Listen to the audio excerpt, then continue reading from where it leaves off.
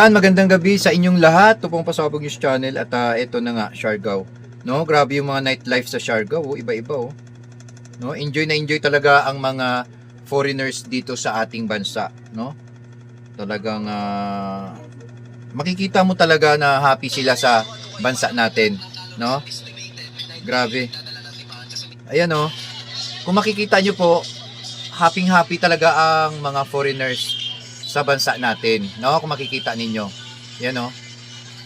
Marami na po talagang foreigners diyan sa may Siargao, no? Marami na talagang foreigners diyan sa may Siargao. Hindi na mapipigilan, no? Ayan oh, ang dami oh, puro foreigners na talaga yung ano. Mga nandiyan sa Siargao, puro foreigners na talaga. Sa totoo lang. Grabe oh. No, hindi ko nalalagyan ng sound kasi baka lalong makapiright ako. Kasi nakaka-copyright po ako, no? So, elaborate ko na lang yung kanilang mga nightlife, no? So, may mga red doors silang hawak-hawak, may nagiinom. Buti nga walang walang nagiinom-inom, walang nagwawala, no? .net, Siargao Nightlife.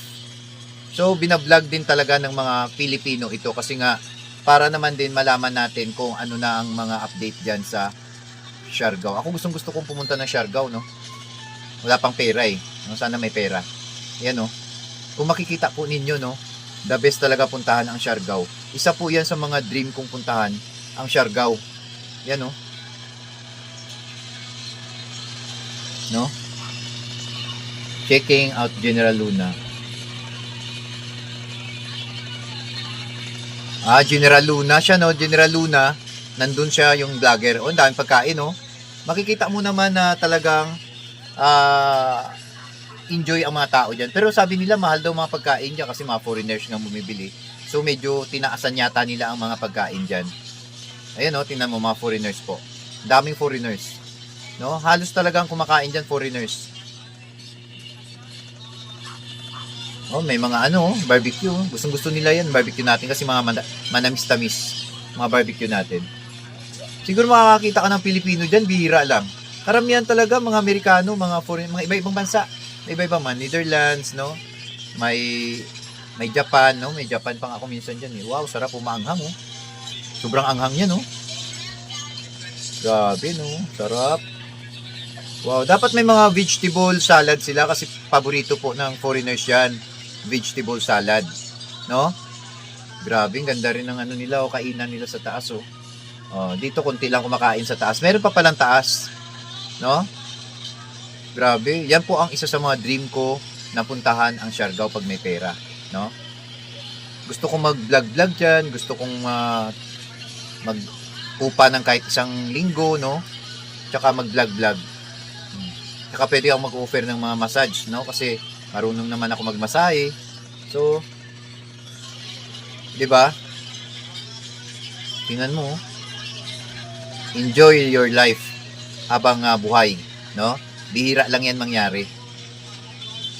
Dito mga foreigners, pabalik-balik na lang dito eh. Kasi alam nila, no? Alam nila na mura kasi ang pagkain dito, kaya pabalik-balik na lang sila. Tingnan mo, halos ilan na lang ang dito, ilan na lang ang mga Pilipino, no? O karamihan talaga mga foreigners na. Karamihan foreigners na talaga. Mga nagmumotor, oh. Galing naman, halos foreigners na. Kasi alam niyo po, mas pinili nila ang mas pinili nila ang Pilipinas na puntahan kaysa sa mga ibang Asia. Kasi sa Pilipinas, mga humble po ang mga Pilipino, no? Mga humble ang mga Pilipino, kaya madali lang talaga ang destination dito na puntahan. Kasi mga warm-hearted ang mga Pilipino, eh. Mabilis lang maka-adapt ng ng English. Tiyan mo, mag-iinom sila, mag-shota.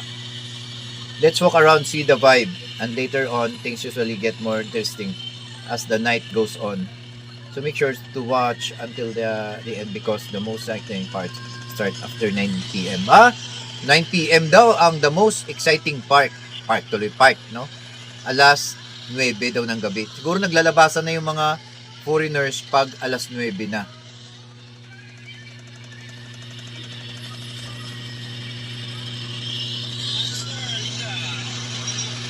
Ako siguro mag-o-offer ako dyan ng masahe.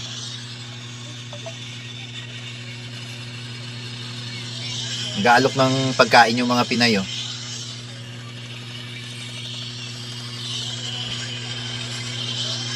Galing, no? Puro foreigners na talaga yun nandyan.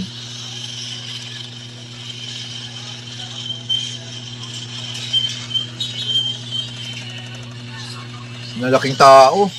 Tatangkad, oh. Mga foreigners na talaga, oh. Mga babae, oh. Tatangkad.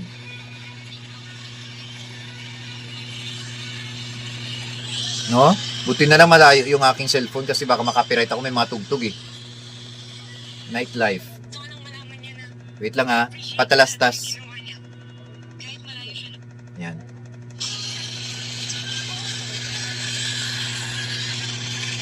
Ganyan ang nangyayari sa One Luna. Diyan sa may Siargao, no? Mapupuntahan din kita balang araw.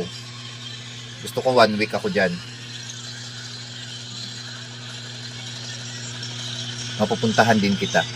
Gusto ko pag pumunta ako dyan, marami na akong pera. So ngayon wala pa talaga eh. So gusto ko talagang pumunta dyan sa Siargao.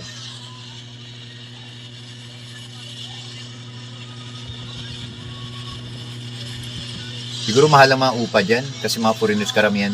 So minahala nila.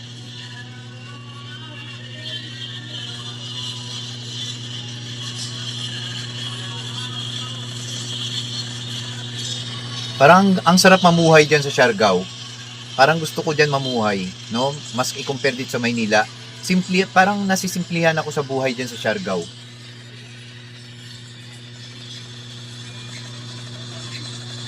Balang araw mapupuntahan din kita.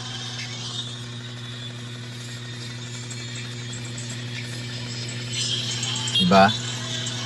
Mapupuntahan din kita balang araw.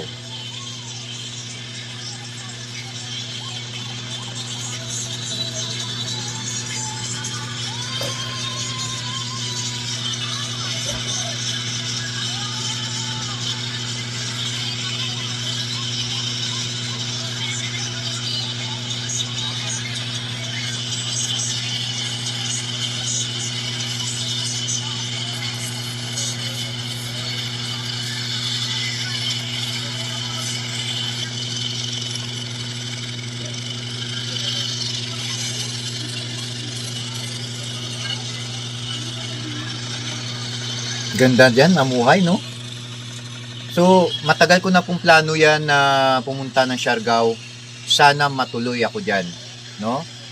Gusto ko talagang matuloy ako dyan sa Siargao.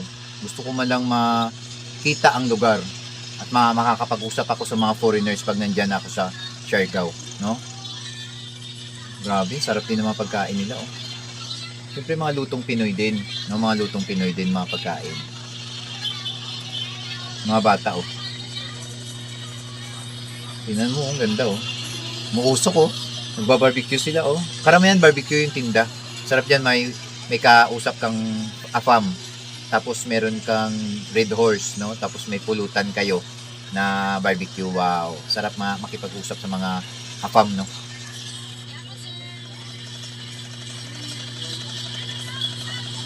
Dami foreigners dyan, no? Ayan, mga foreigners, oh. Nakatayo, oh, tangkad. Karoon na lang ako ng mga kakilala ng mga afam dyan. Bala ko talaga, gusto ko talagang pumunta sa Siargao, no? Nice to see the place. Lalo na doon sa may dagat nila, ah.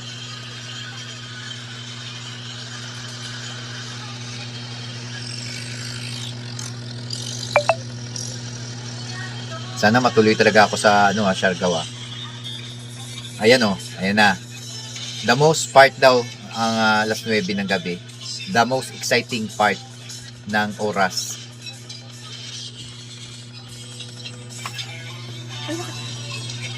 Kunin na to.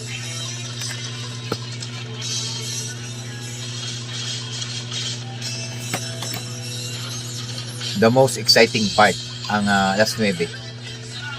May bill, oh. Magkano? How much the bill? 305. Oh, umabot ng 380. Ay, iba-iba pala yung mga pagkain pala yun, no? So, naghahanap sa menu.